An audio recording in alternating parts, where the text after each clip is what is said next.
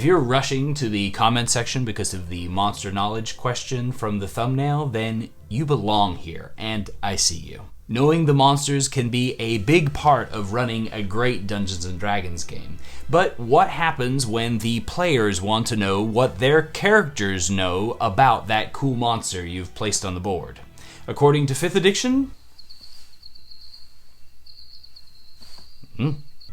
So as a professional dungeon master running over 300 games a year, I'm here to help you break down how to tell your players what their characters know so that you don't need to go through all the trial and error. Today's topic is brought to us by Archersfriend, and who asks specifically, when characters see a monster and roll a check to discover information about the creature, how do you determine what info to tell them? For instance, Rogue sees a devil, wants to find out about it, rolls an unmodified 12.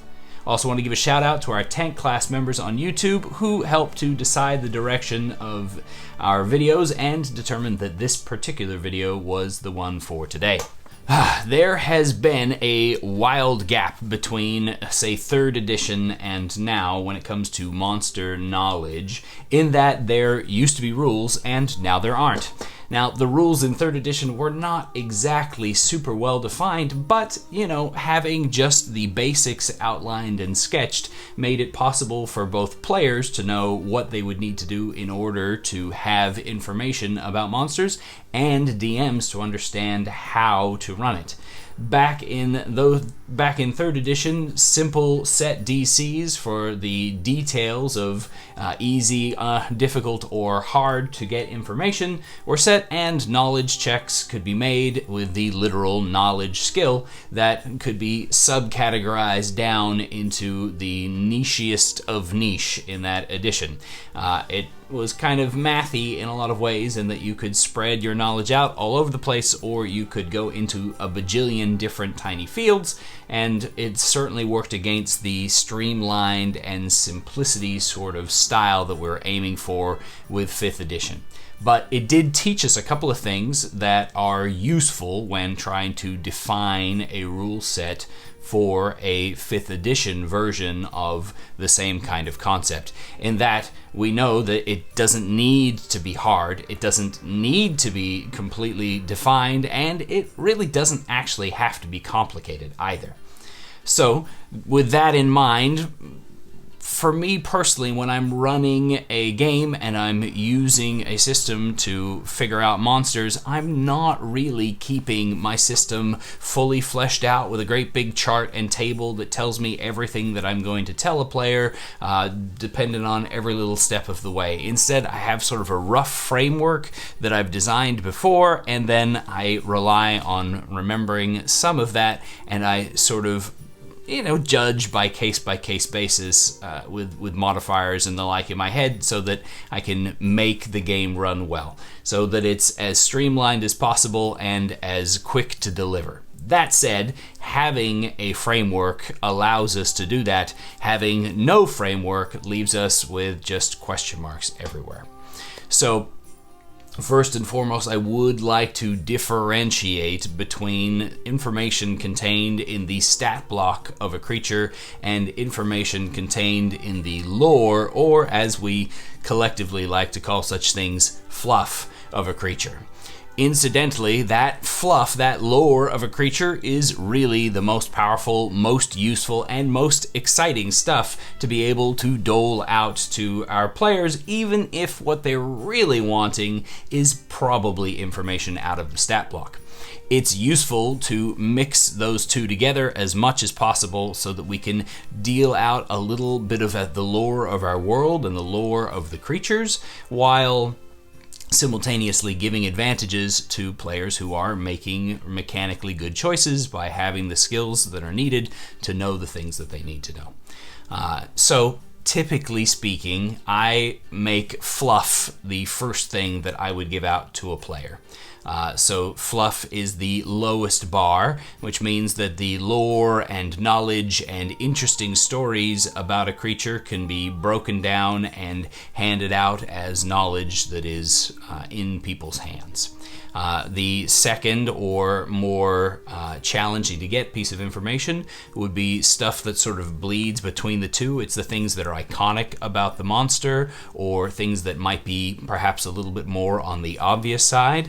And then next comes the more obscure details, or even answering specific questions about what somebody might want to know about the creature.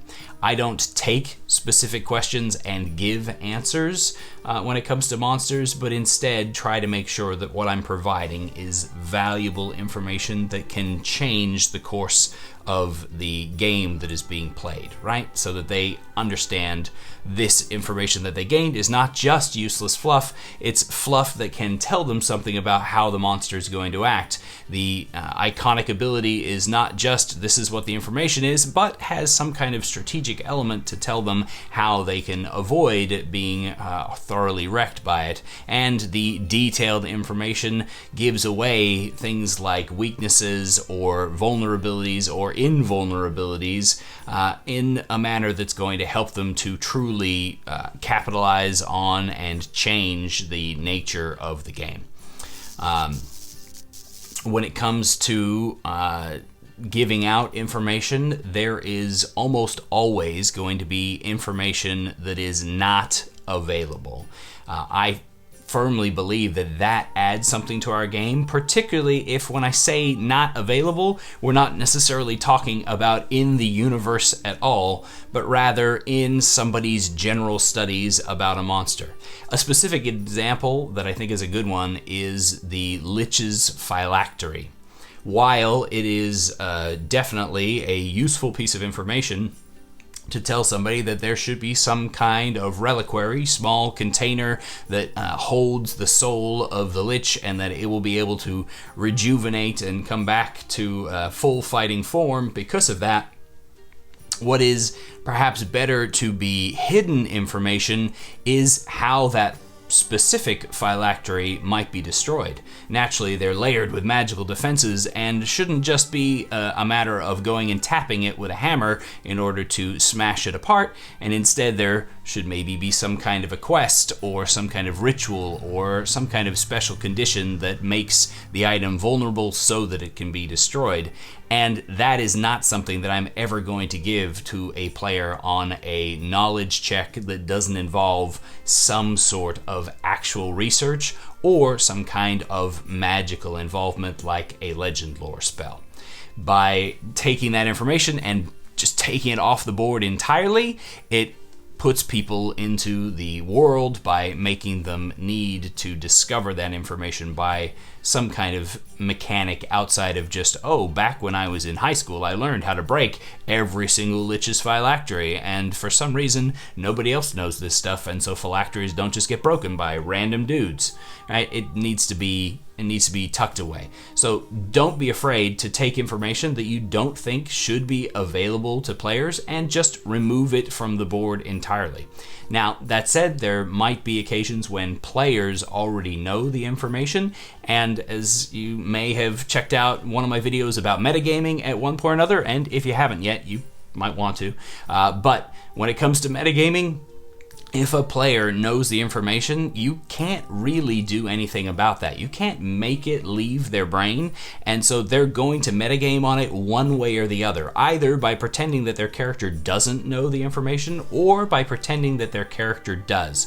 So if a player comes to you saying, hey, I know this about this creature, can I know that?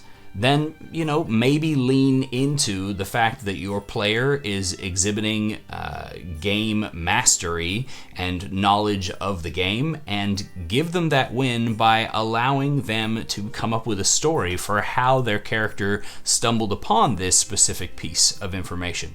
It might slow down the instant of your game a moment when you've got this roaring troll appearing and the player wants to ask, hey, how do I know that this thing suffers from fire and acid? acid? Can I know that? Ask them, well, when did you hear about this? What made your character know this information?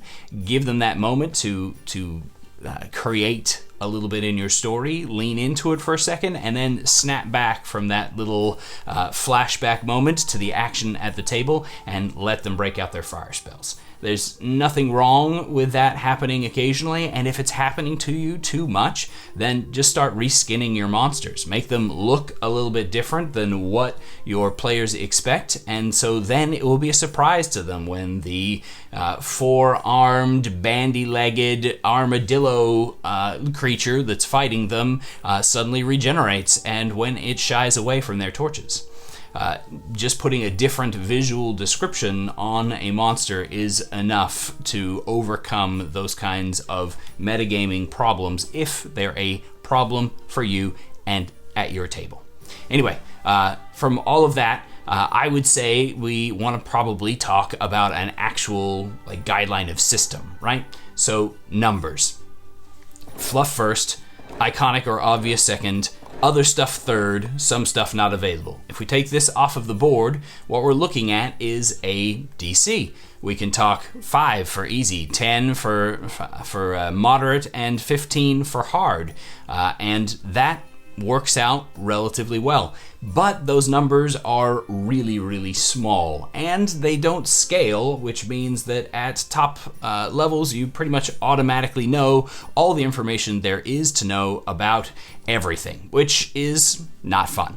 So, since we want to have some kind of variation between these, a simple way to adjust it is to add the CR of the creature to all of these categories.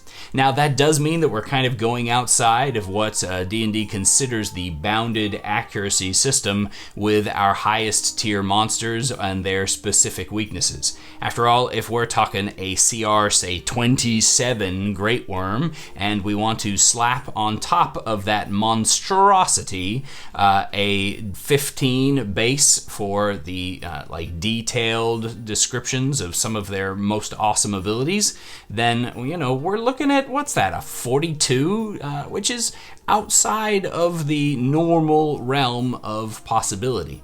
Now, that said, because it is so crazy and so tough and that creature's so iconic, should that really be the kind of thing that just, people randomly happen to know? Maybe not, and that's probably okay. Now, what you can do in order to ameliorate these kinds of things, and acknowledging that there are probably going to be experts on the field in your group that could have as much as a plus 17, throw in an artificer's flash of genius, throw in a guidance check, etc., etc., etc., and people who are actively searching for information could maybe hit that DC 42. And we'll talk about active versus passive in just a little bit.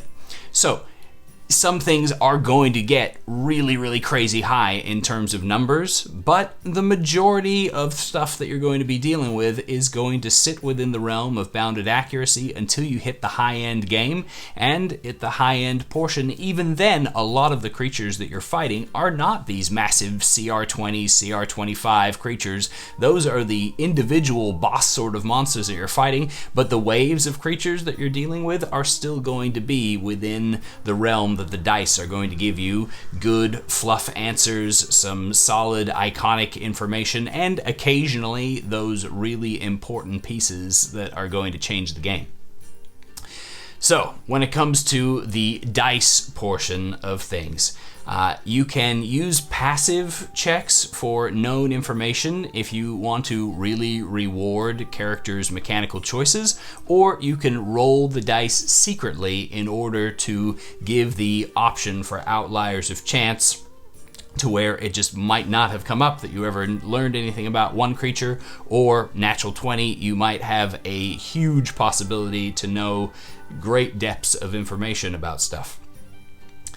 I think that rolling secretly is the better option between the two, and the reason that passives and secret rolls are the method that I go by is that this should not be something that is obvious to the characters, and in the moment of seeing a monster, this should not be something that is ever actively rolled for, because characters can't really stand there and scratch their heads and think in order to get deeper into their mind and recover information. They either know it or they don't, and it should be pretty much reflexive, and you shouldn't make players wait until they ask for the information in order to give it to them. This should generally be the sort of thing that you as the DM are giving out in your original description. If you, again, announce that the troll bursts into the area, dice roll background, you say, Ardric, your character happens to know that trolls are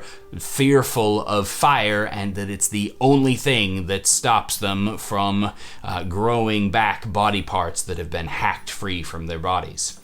All right, giving that information when you describe the creature gives out the information that the characters have and gets rid of the weird I make a memory check sort of roll that doesn't make a ton of sense. So keeping it on your side of the screen is important in that regard, just so that you can preserve that, my opinion, the right way, but which is a terrible idea to point out to anybody. But generally, the flow of the game is better when you're doing it that way. However, you can allow players to make rolls by researching monsters.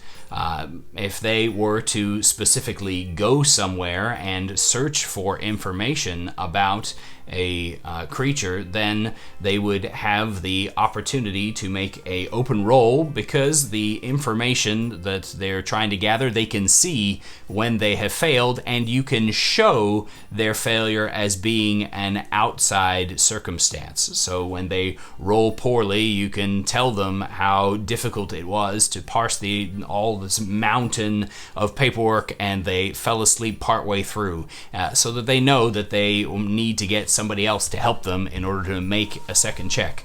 I wouldn't allow any more than 2 dice rolls on the task, and generally that's what I do for everything. Just 2 dice is the most you get, so 2 people working together or 1 person getting advantage in some manner, and then after that you just say the information is not available as far as you can determine, and no amount of retries will do the trick. Go somewhere else if you want to make another check. There's tons of places that would be viable in our worlds as being the kind of place you could go in order to do research.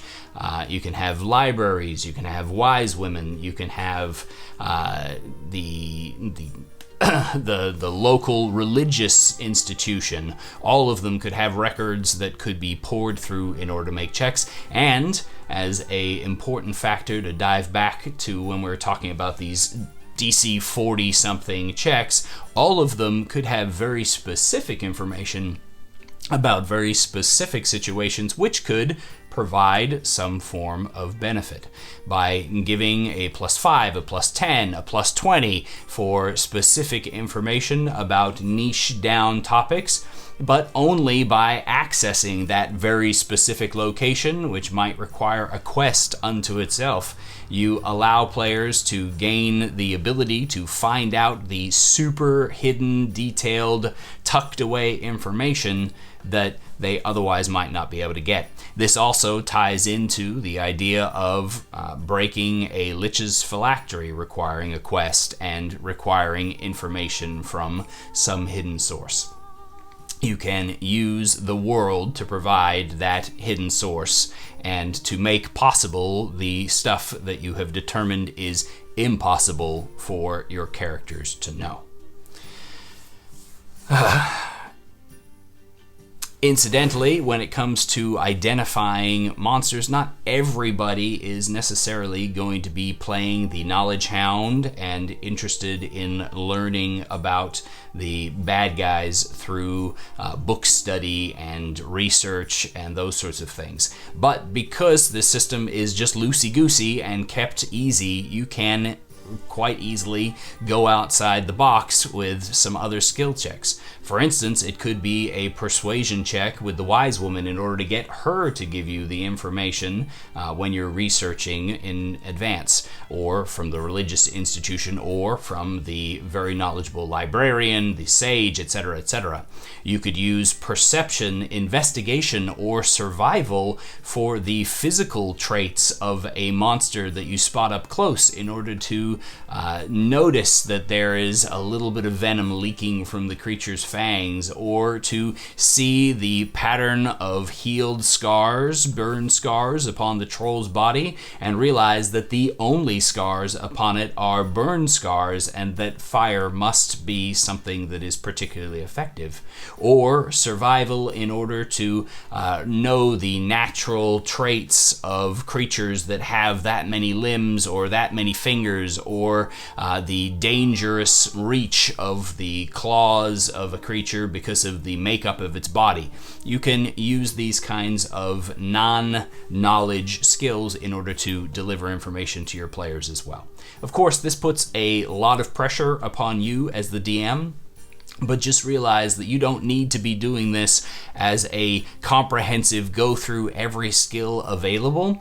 But even if you just pick one player every time and give a piece of information, based on your understanding of the characters, and that'll help you to know roughly, well, this is something that this character would be more likely to know, or that character would be more likely to know.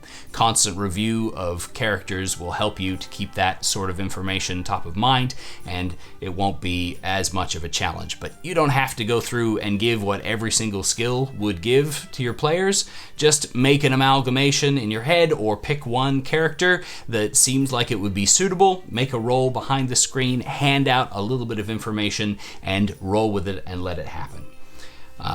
If they really want that information, then they'll look for it up front. Otherwise, shouldn't be too much of a problem. One thing that you can also do that really elevates these kinds of things, and one reason to have knowledge checks, is that it allows you to bury your lore into the narrative. If you've got other secrets and lore that you would like to deliver to your players, then these kinds of knowledge checks is a time to slip a little tidbit here or there. If you've got just a quick list of 10 quick points, like Mike Shea suggests at Sly Flourish, of 10 different ideas for the lore of your campaign, knowledge checks are a great time to slip one little piece in there, as we talk about how trolls were vital siege engines used by the goblin armies at your massive in the past battle that the players are slowly learning about as you feed them the story of the background of your adventure. Using these kinds of this kind of a knowledge system, as it were, helps to encourage players to dive into the in-world research sort of vibe to the game, and helps to ground them, helps to bring them together, and to put everything into the world, which is ultimately the goal that we want. By withholding some information, giving some, and giving opportunity for gathering that withheld information, particularly if we're putting in monsters that are otherwise, kind of on the verge of outside of our players' league, or even completely outside of their league, the monster knowledge game becomes far more cutthroat and far more important to our players when the information they're going to gain is critical and vital. The final thing that I want to talk about is a specific answer to Archer's question. So in his example, he mentioned that the rogue rolls an unmodified 12. So first and foremost, don't let the rogue roll. You roll. All right, that's the important part there. But say that you roll and you roll a 12.